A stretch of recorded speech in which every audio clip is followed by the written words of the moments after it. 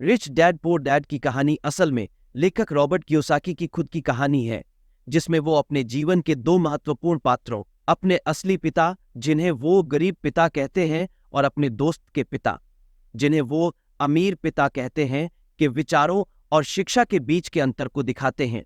Robert का बचपन हवाई में बीता था। उनके अपने पिता एक अच्छे पढ़े लिखे सरकारी नौकरी वाले व्यक्ति थे, जिन्हें रॉबर्ट ने गरीब पिता नाम दिया। गरीब पिता ने हमेशा रॉबर्ट को पढ़ाई में अच्छा करने, अच्छी नौकरी पाने और एक सुरक्षित जीवन जीने की सीख दी। वो कहते थे कि पैसा कमाना कठिन है, इसलिए बचत करना और सुरक्षित नौकरी पाना सबसे अच्छा तरीका है। गरीब पिता चाहते थे कि रॉबर्ट पढ़ाई में अव्वल बने ताकि वो एक बड़ी कंपनी में नौकरी पा सके।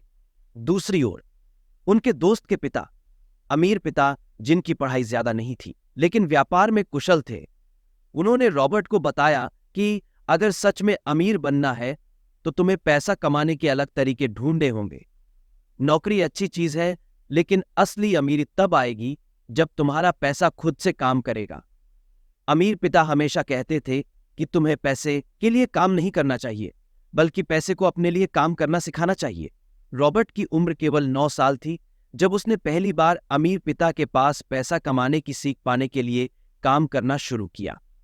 अमीर पिता ने उसे एक छोटी सी दुकान में काम करने का मौका दिया और रॉबर्ट को शुरुआत में केवल बहुत कम वेतन दिया गया। रॉबर्ट को यह कठिनाई और असंतोष भरा काम लग रहा था। एक दिन उसने अमीर पिता से जाकर कहा, आप मुझे इतना कम क्यों दे रहे हैं? मैं यहां मेहनत कर रहा हूं और फिर भी ये बहुत कम है। अमीर पिता ने हंसते हुए कहा, तुम्हें यहां काम पर नहीं रखा गया है ताकि तुम बस पैसे कमा सको। मैं चाहता हूं कि तुम यह समझो कि पैसा केवल मेहनत से नहीं कमाया जाता है, बल्कि इसे समझदारी और निवेश से भी बढ़ाया जा सकता है। अगर तुम समझ गए कि कैसे पैसा काम करता है तो तुम्हें काम करने की जरूरत नहीं पड़ेगी। पैसा खुद तुम्हारे लिए काम करेगा। इसके बाद रॉबर्ट ने अमीर पिता से विभिन्न व्यवसायों, निवेश और संपत्ति की ताकत के बारे में सीखा। धीरे धीरे उसने समझा कि केवल अच्छी शिक्षा और नौकरी ही रास्ता नहीं है।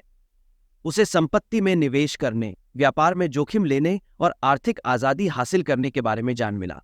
कहानी का सबसे बड़ा सबक यह था कि दोनों ही पिता अपने अपने तरीकों से सही थे, लेकिन रॉबर्ट ने अमीर पिता के उस नजरिए को चुना जिसमें उसने सीखा कि केवल नौकरी करने से आर्थिक स्वतंत्रता नहीं मिल सकती, बल्कि निवेश और संपत्ति बनाने से ही असल में संपन्नता आती है।